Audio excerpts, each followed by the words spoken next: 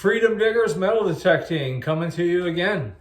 We're here violating community standards by making videos that don't have all kinds of extra glitz and glamour and fancy pop-ups and introduction music and so on and so forth. Just raw, useful information. And this video is aimed mostly at our beginners. If I have any of them out there, chime in. Let me know if any of this is helpful. I'm going to get right into it. This is some tips and advice to help you out when you're getting started. The first thing is you got to expect that there's going to be trash. You're going to dig up trash. There's more trash out there than there is treasure. It's just a fact, and it's a fact that we have to live with as detectorists. Be patient. If you keep at it, the law of averages is going to start to work more in your favor. You're going to start finding some of the better stuff. Don't have your expectations too high. That's the worst thing you can do. Another thing that's going to help you out is go out more often. This kind of applies to that law of averages thing. Get out every chance you get. Try and get the wife to agree to you not being around now and then.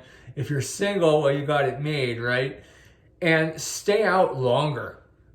Stay out as long as you can. When I was new, I used to go out right after dinner, and I wouldn't come home until sometimes it was a little after dark. I had a detector with a backlit screen, which was kind of nice.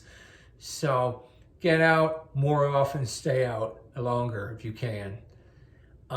When you first start out, you're going to want to dig everything at first.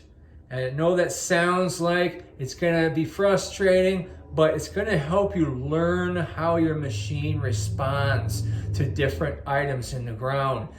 Once you start to get kind of an ear for how different things sound, you're going to be able to be a little bit more selective on what you decide to go ahead and crack into the earth to go after. The best place to start is at home, in your own yard. It's just a great way for you to not be in the public eye and have that kind of pressure on you. I have a video to help you deal with that when the time comes. It's out there. And it's going to give you, you're going to be able to practice how to dig properly. You're going to see the results firsthand of not digging so properly because it takes practice. None of us are going to be great at it at first. And you might be surprised what you find in your own yard. Even some of the more modern houses, they're built on older farmland. You might find something really great in your own yard. Another thing is to, when you can, go out after a good rain. Once the ground gets a good soaking, it's easier to dig, obviously, but what a lot of people don't know is it increases the electrical conductivity of the targets in the ground. Your machine's going to get a little bit more depth and it's going to hit harder on the targets in the ground. So if you're after the good stuff, it's a little bit deeper, it'll give you a little bit of an edge. Most important, I think, is to be respectful. Be respectful of not just the land, as far as covering your holes nicely, putting the sod back in place, definitely taking all your trash with you. And I say that one with some emphasis. This past weekend, I came across a terrible looking plug, and whoever's plug it was, they put their trash right back in it. That's not the way to do it. But be respectful of the people around, too. Give way to people that are getting out there and they're trying to have a soccer game or play some disc golf or whatnot. You'll get your chance to hit that park. Believe me. And here's a really, really good one. And I see people make this mistake. Slow down. It's not a land speed record you're trying to break out there with your swinging speed and your walking speed. Take your time. This stuff's been in the ground for a long time. It's not going anywhere. If you want to get a shot at something good, You got to slow your swing speed down, move a little slower, be more methodical about it. As far as swinging your detector goes, swing more carefully as far as keeping the coil flat. You don't want to be swinging it like it's a pendulum, back and forth like this. Keep your coil flat to the ground, overlap as you move forward.